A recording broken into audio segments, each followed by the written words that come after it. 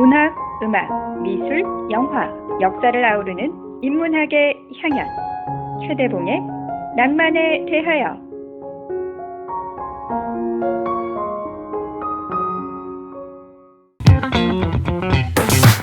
안녕하셨습니까? 최대봉입니다. 창밖에 겨울비가 내리고 있네요.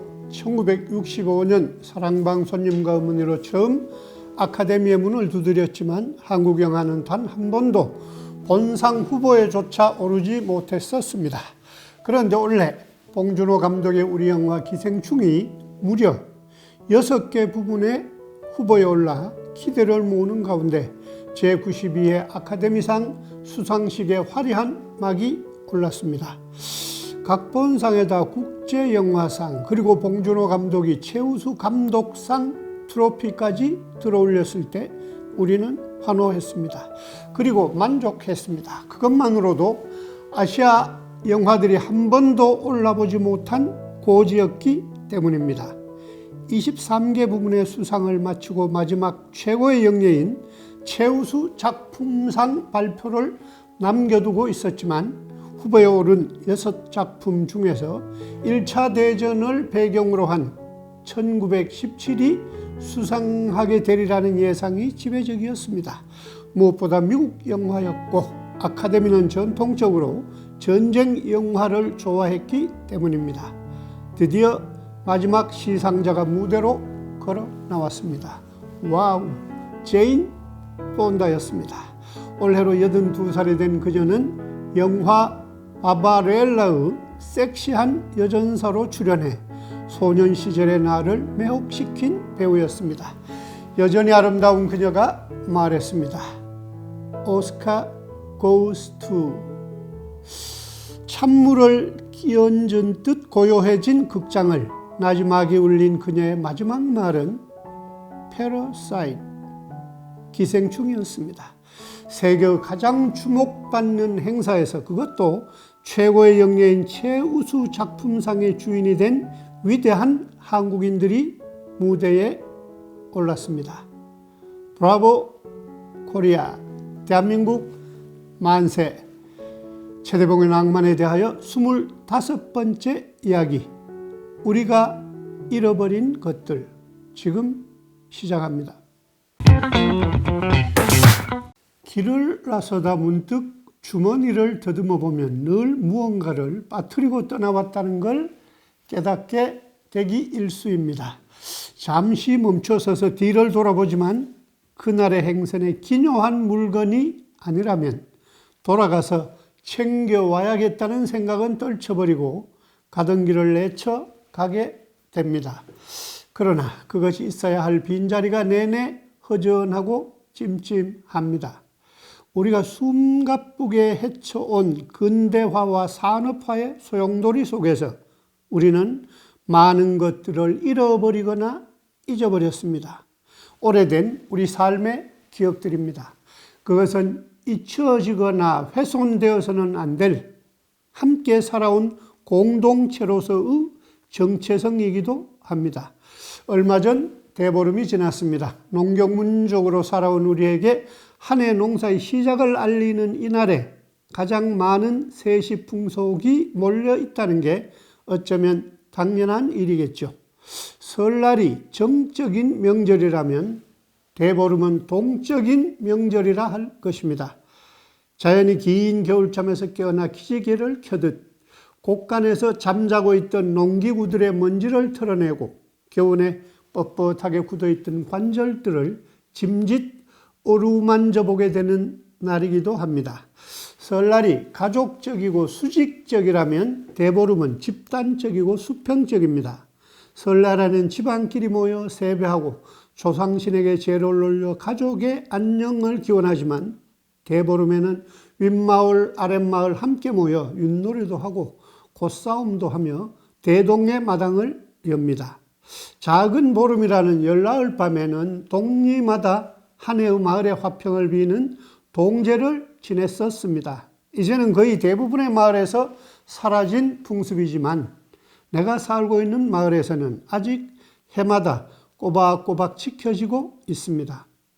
그 격식이 많이 간소해졌지만 먼저 부정한 일을 겪지 않은 사람으로 재관을 정하고 집집마다 출염을 해서 제수장보기를 하고 자정이 다가오면 휘영청 밝은 달빛을 받으며 논 가운데 아름드리 소나무들 아래 있는 당집으로 모입니다. 당집 안에 모셔져 있는 골매기 돌에 웬 새끼를 두르고 당집 둘레에 금줄을 칩니다. 보통의 새끼는 오른쪽으로 비벼서 꼬지만 웬 새끼는 그 반대 왼쪽으로 비벼서 꼽니다. 웬 새끼를 꼴 줄 아는 어른들이 다 세상을 뜨고 이제 우리 마을에는 딱 한 분만 남았습니다.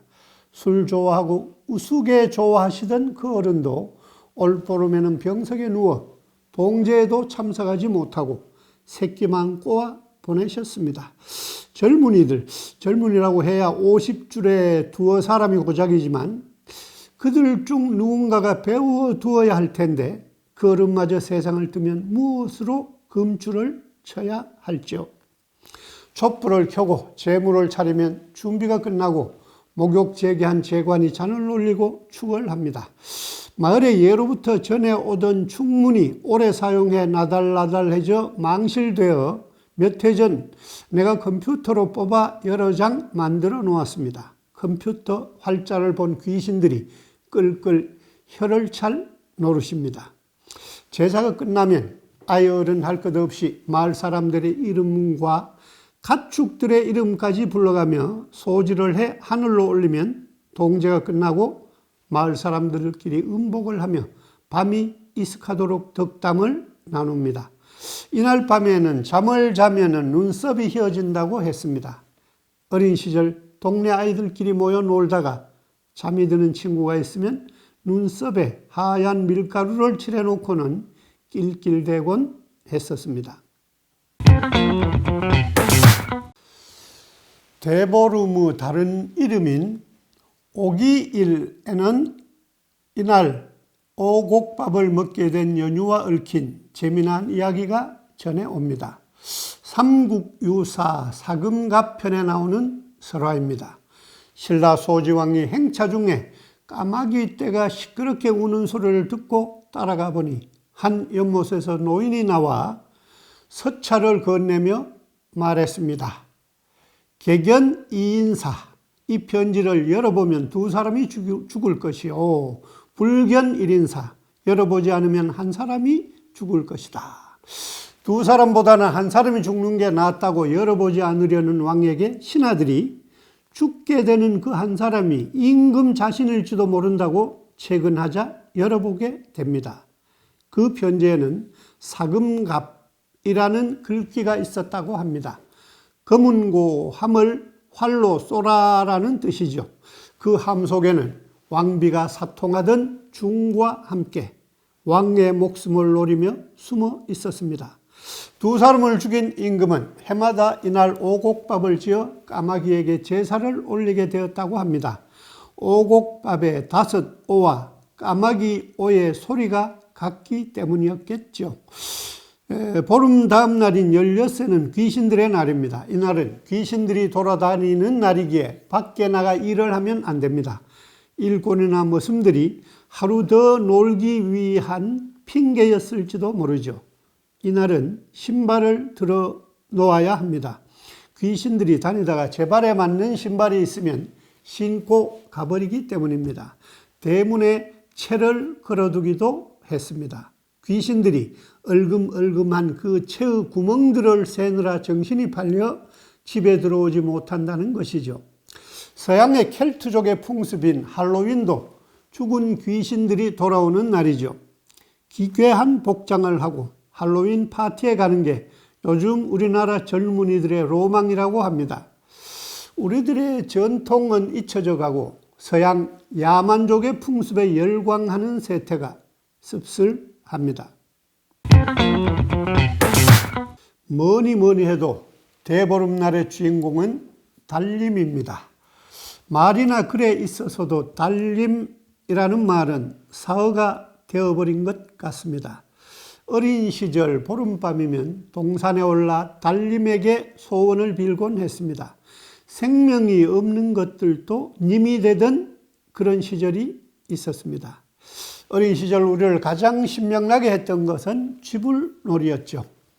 양쪽에 구멍을 내고 전깃줄을 끼운 깡통에 솔방울이나 관소를 넣고 불을 붙여 망월이여 하고 소리치며 빙빙 돌립니다. 휘영청 밝은 달 아래 멀리 가까이에서 들판과 산등성이 할 것 없이 원을 그리며 돌아가는 불덩이들의 모습은 장관이었습니다. 불을 낸다고 경찰관이나 소방관, 동사무소 직원들을 동원해 그 놀이를 엄히 금한 지도 벌써 50년 저쪽의 일이고 이제는 흘러가 버린 옛 시절의 이야기일 뿐입니다. 얻게 되는 것과 그로 인해 잃어버리게 되는 것, 어느 쪽이 더 큰 것일까요? 올해도 동제를 끝내고 논바닥에서 달집을 태웠습니다. 활활 타오르는 불꽃은 한 해의 애군들을 태워버리는 것입니다. 농사를 망치는 나쁜 벌레들도 함께 태워버려 풍년을 기원하는 것이죠. 농사 짓는 이가 모든 세상의 근본이라는 농자 천하지 대본은 공허한 말이 되어버렸습니다. 알아주는 이들도 없고 아무도 존중해지지 않는 노동이지만 올해도 농사는 지어야 합니다. 겨울 들판에서 시름 없이 논두렁을 태우는 늙은 농부의 노래를 듣습니다.